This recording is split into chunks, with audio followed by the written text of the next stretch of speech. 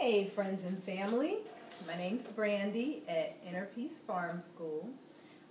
Just wanting to talk to you guys a little bit today about fermented foods. So do any of you guys ever suffer from digestive troubles, gas, bloating, constipation? Or do you have some chronic disease or illness that medications aren't improving, like diabetes, heart disease, cancer? Well, fermented foods can help you by improving your digestion. Fermented foods repopulate your gut with good bacteria, making your body able to assimilate nutrients from your food better. Fermented foods help you eliminate better, giving you a slimmer waistline. So, I'm going to show you guys today how you can make kimchi out of fresh vegetables that you see here. We have here our ingredients for our kimchi: about 1.5 dozen of organic carrots, a bunch of scallion green onions. There's 9 heads of Napa cabbage, 3 medium-sized daikon, 2 parsnips, a few radish, and a few turnips. Here's our Napa cabbage all cleaned, and we're just chopping it up. Cut it into small pieces. Pieces I'm going to leave whole, these tiny ones. They're so cute. I'm going to actually leave these whole in the mix. It's going to add like a different dimension to the texture of your kimchi. In addition to our Napa cabbage, we're going to be adding daikon radish, turnips, carrots, and also radish into our mix for our kimchi. I'm using a Breville food processor. Having a good food processor will really save you a lot of time in your kitchen. I want to show you guys these slices. These are wafer thin slices that food processor makes for you. These are the daikon radish. So crunchy and delicious. Okay, I think I've finally assembled all of our ingredients that we need to make our kimchi. So one of the first things I'm going to do is show you guys my crock pot. This is a 10-liter German style crock pot, and I found this to be the best vessel for fermenting vegetables. You can see it. You can see that this has a kind of like a well, and the way it works, once you finish filling your crock pot up with all of your vegetables, you take these weighted stones and you sit them down on top, and the pressure from the stones weighing down makes any juices rise up from the vegetables, and so it's kind of a brine that sits on top, and that's important for the fermentation process. Also, the design of the crock pot, you see these little ridges. What this does, once everything's inside, you fill up the well along the sides with water, and that closes your vessels off so that any gases that are coming up from the fermentation process, the gases will come out of the pot, but the water won't allow any bugs or bad bacteria to get down into the pot. So this is an incredible design. I would highly recommend this style of crock pot for making sauerkraut, kimchi. I've even made wine in this crock vessel. So, got everything laid out here.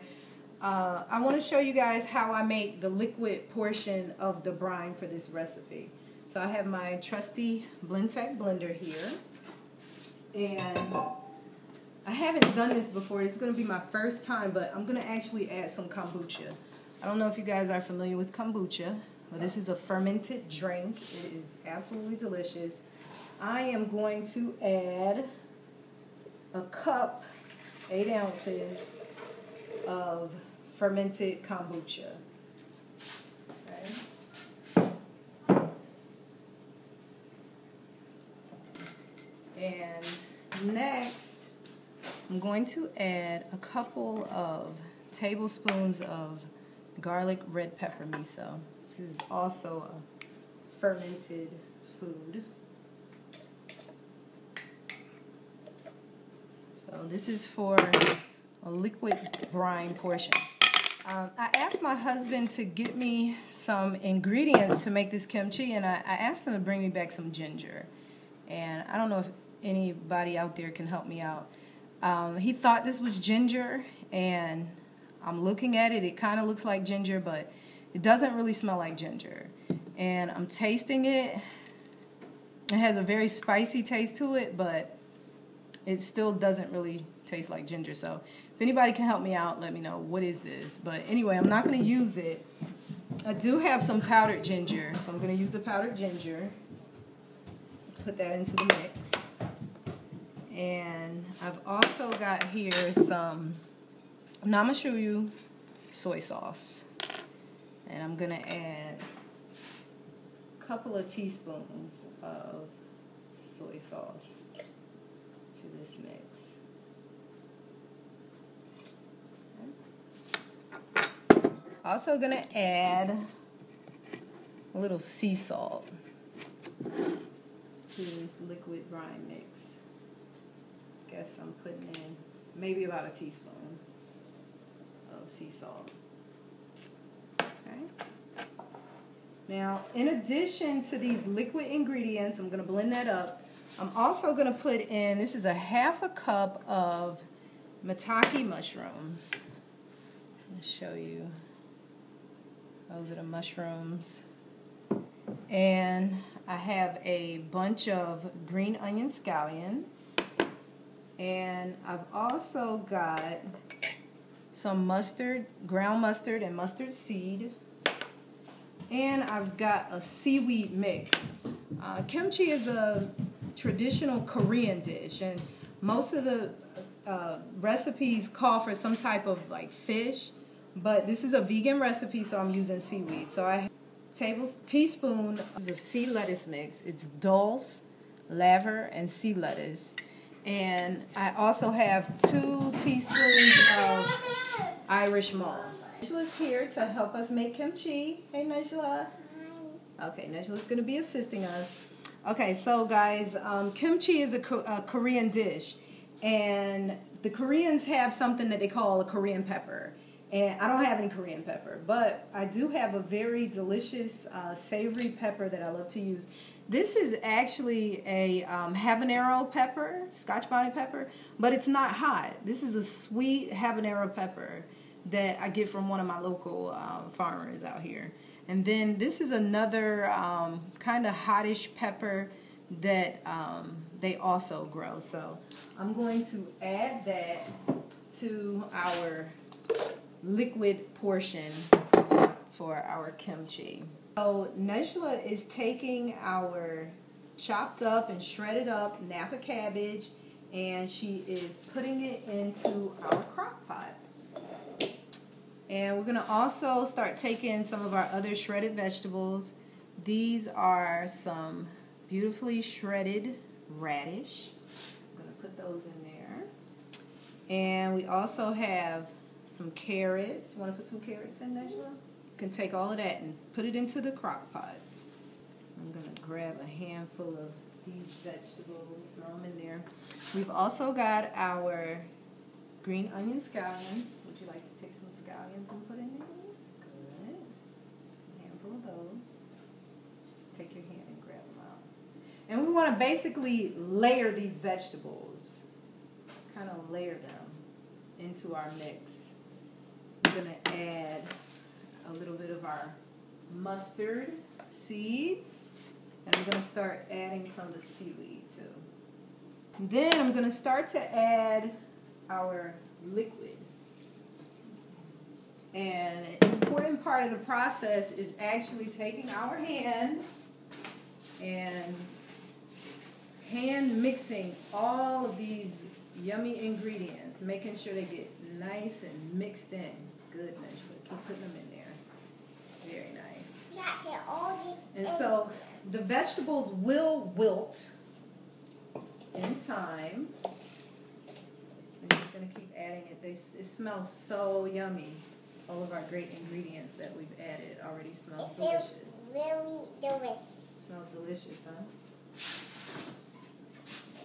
So one more thing I'm going to add, guys, because when we make kimchi, we want to make sure we have a lot of liquid in the mix.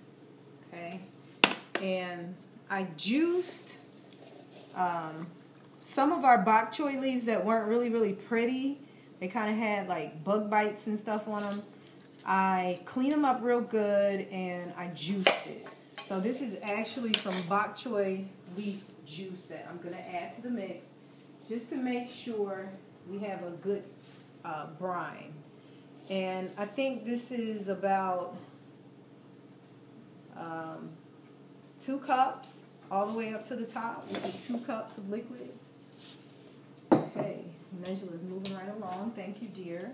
Now you can add these vegetables. Angela's continuing to add our vegetables to our mix.